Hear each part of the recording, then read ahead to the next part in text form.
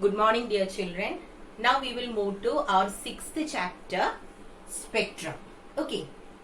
So in the previous chapter, we already discussed about deviation of light through a triangular glass prism. Do you remember that? So here, I have a triangular glass prism. We are considering a light ray which hits on the prism. Let me name it as A, B, C. Okay. So we have a light ray which hits on the face AB. Now, what should I draw here? We will be having the normal. The ray is moving from a rarer medium to a denser medium. So what happens? If a ray moves from a rarer medium to a denser medium, it bends towards the normal, isn't it? So the ray bends towards the normal. Now this is our incident ray. If the prism was not there, the ray would have gone like this, isn't it? So actually this incident ray gets deviated at the face AB. Let the deviation produced here be delta 1. Okay, so this is delta. So I am giving the deviation produced on the ray, or deviation produced by the ray on the face AB is given as delta 1. So here this will be our angle of, this is our angle of incidence and this is our angle of refraction, and this is our refracted ray. Now when it hits here, what happens? Again the ray undergoes deviation. Now it is moving from a denser medium to a rarer medium. If a ray moves from a denser medium to a rarer medium, what happens? It bends away from the normal. So here, actually the ray would have gone like this, isn't it? But it undergoes deviation, and let the deviation produced here be delta 2. So what you can see here, in the case of refraction through a triangular glass prism, the light ray undergoes deviation at two phases, isn't it? So here the deviation produced at the face AB is given as delta 1, and the deviation produced on the face AC is given as delta 2. Now we have learned the angle of deviation in this case. Do you remember? When we extend the incident ray in the forward direction, and the, what is the name given for this ray? This is our emergent ray, isn't it? So when the incident ray is extended in the forward direction and the emergent ray is extended backward, we will get an angle here, and that is known as angle of deviation. And this angle delta will be equal to delta 1 plus delta 2. Okay. So once again, we have already discussed about refraction of light through a triangular glass prism. I have considered a prism ABC. Now a ray hits on the face AB. So this will be our angle of incidence. Then since it is moving from a rarer medium to a denser medium, it moves away from the normal. Rarer to denser. Since it is moving from rarer to denser, it moves away. It moves towards the normal. Okay, denser to rarer, it moves away from the normal. So here the ray is moving from rarer to denser, so it bends towards the normal, and this is our refracted ray. This is the angle of refraction. Now if this prism was not there, the ray would have gone like this, isn't it? Without any deviation. Now this angle, when the incident ray is extended and the refracted ray, this angle is delta 1. That is the angle of deviation on the face AB. Now the refracted ray hits on the face AC. Here it is moving from denser to rarer. Denser to rarer means it bends away from the normal. So the ray is moving like this, and I have drawn the normal. Now if there is no separation between the two medium, the ray would have gone straight. Now this angle which is formed between the emergent ray and when you are extending the refracted ray, that is marked as delta 2. Then already we have discussed about the angle of deviation delta. What is angle of deviation delta? It is the angle formed between the incident ray when extended forward and emergent ray when extended backward. So here I have the angle of deviation delta. Now this delta will be equal to delta 1 plus delta 2. So is it clear? Now what about the factors affecting the angle of deviation? Angle of deviation is represented by delta, and the total deviation produced on a light ray when it moves through or when it passes through a triangular glass prism will be the sum of the deviations produced on the two faces. Okay. Now we have already discussed about the factors on which the angle of deviation depends. Do you remember which are the factors? First one was angle of incidence, isn't it? When angle of incidence increases, angle of deviation first decreases and reaches a minimum value, and after that it starts increasing. With the graph we have already learned that. Now the second one was angle of the prism. Which is the angle of the prism? This is the angle of the prism. When angle of prism increases, in that case also angle of deviation increases. Now the third one was about the refractive index. When refractive index increases, in that case also what happens to the angle of deviation? It increases. So all these three things we have discussed in the previous chapter, isn't it? Now in this chapter we are going to discuss about the deviation produced on different colors.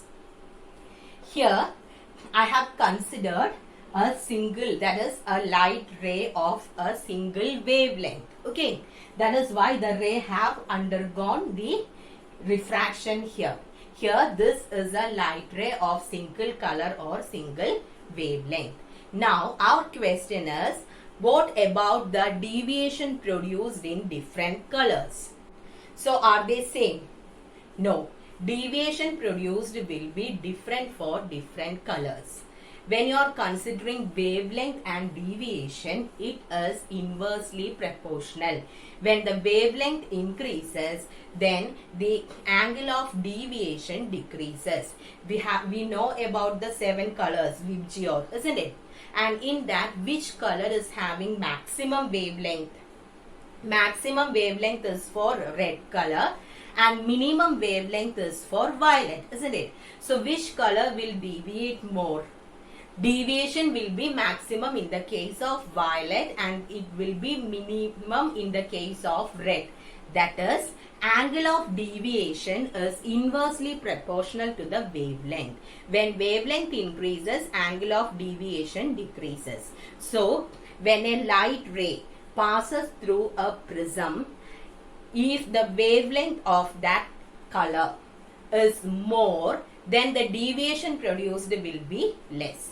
So if red color is there, if the color of the light is red, then the deviation produced will be less. If the color is violet, then the deviation produced will be more. So is it clear? Already we have discussed about all these things in the previous chapter. The only thing what you have to remember here is total deviation will be the sum of the deviations produced on two phases. Then the next thing is red color will deviate less and violet will be showing more deviation. That means angle of deviation is inversely proportional to the wavelength. Okay. So only these two things are new for you. All the other things about these refraction and other things we have discussed in the previous chapter. So is it clear? Okay. Now,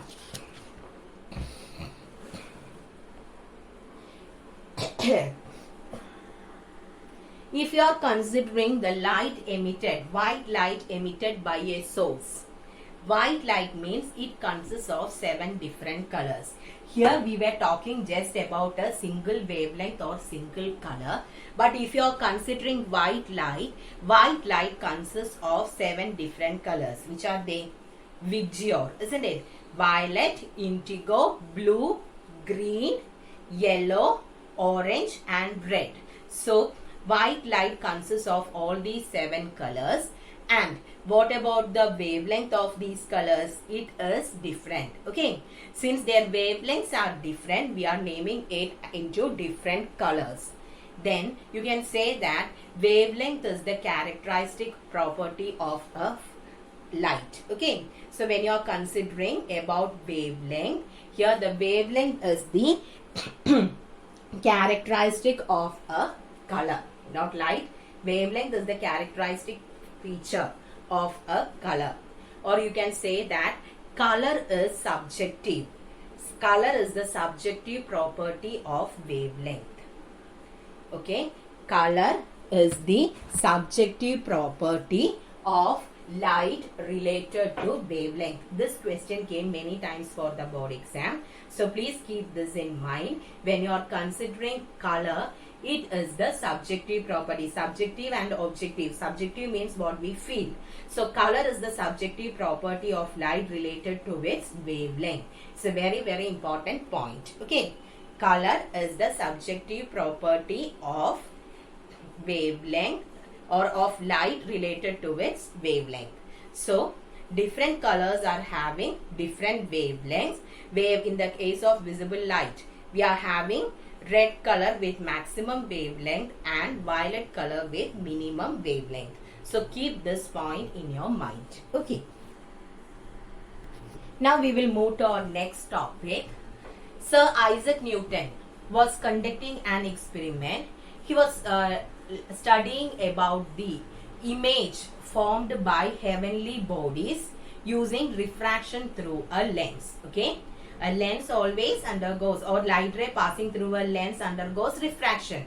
So Sir Isaac Newton was conducting an experiment on the image formed due to the refraction of light through a lens, and it was found that the edges of the image appeared to be colored. Okay, so the edges were colored on the image, and he thought that it was an issue with the lens. So he checked it again and again with new lens, but in all the cases it was seen that images are formed and the side edges of the images were colored.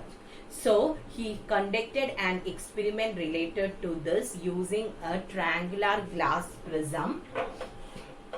So a triangular glass prism is taken and he allowed white light to pass through it. Okay, so in a dark room, through a small hole, white light is allowed to hit on a triangular glass prism.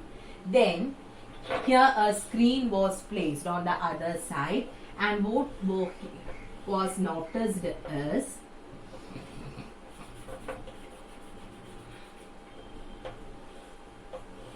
seven colors were seen on a screen placed after the prism. Okay, white light was allowed to pass through a triangular glass prism, and it was noticed that all the seven colors present in the white light was seen on a screen placed after that. And what is the name given for this phenomenon? Already we learned it last year, I think, isn't it? This is known as dispersion. So what is dispersion? It is the splitting up of white light into its component colors when passed through a prism.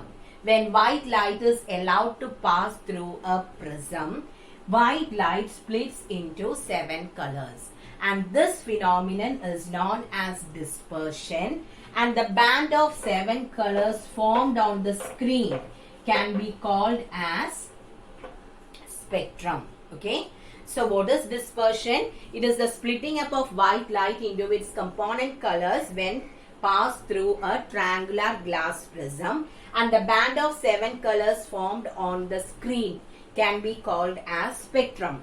So we'll check what happens actually here. Here I have taken white light, and already we learned that white light is polychromatic in nature. What is poly? Poly means many, isn't it? So polychromatic means white light is made up of different colors. Single color means we'll call it as monochromatic. If a single color or a monochromatic light passes through a prism, it undergoes refraction and deviation will be there, but it won't split into these colors. Only white light is made up of 7 colors. Okay.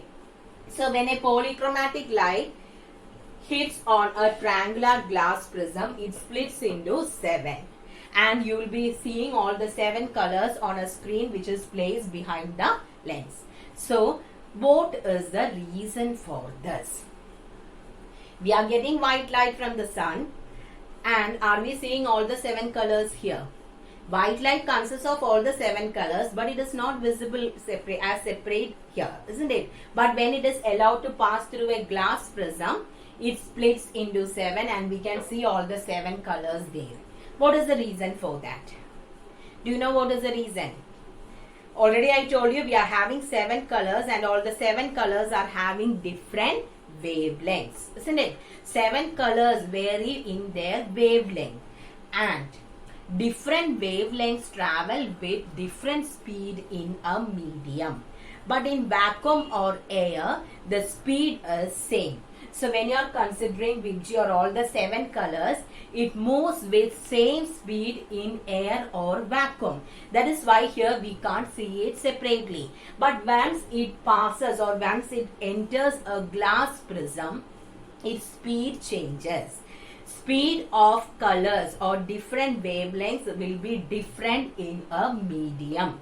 So when the light ray, when the polychromatic light or the white light enters the prism, all the 7 colors will be having different speeds.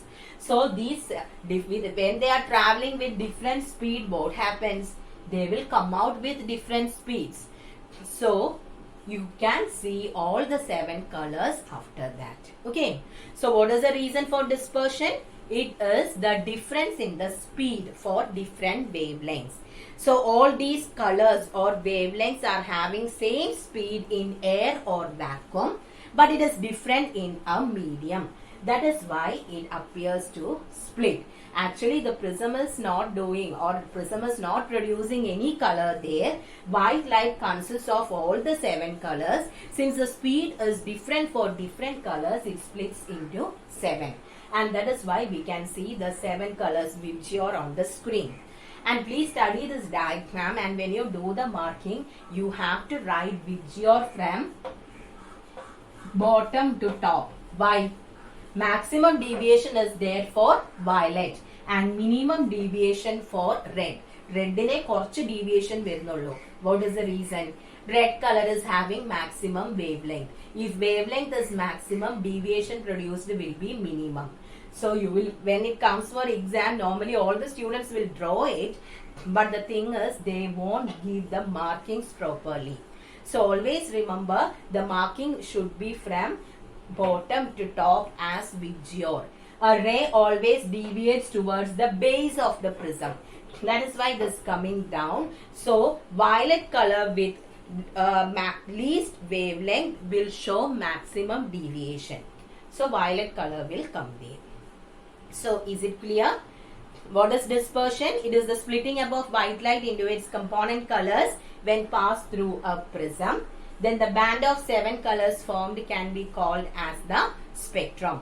Here you can see all the 7 colors, and we don't have a sharp boundary between all the 7 colors. It will be overlapped. Spread ചെയ്തിട്ട് ഒന്നായിട്ടായിരിക്കും colours അവിടെ form ചെയ്യുക. ഓരോ കളറിനും separate boundary ഇല്ല. Okay, when we draw, we will do like that, but actually there is no separate boundary between all the colors. So is it clear? So what is the reason for dispersion? Difference in the speed of light in a medium for different colors. Okay, so it's a very small topic. Almost all the things you have learned earlier. So just go through this portion. No need to write lecture notes from this. Instead of that, you can write the question answers of this. Okay. Chapter 6, section A. You can note the question answers from this section. Okay, children. Thank you.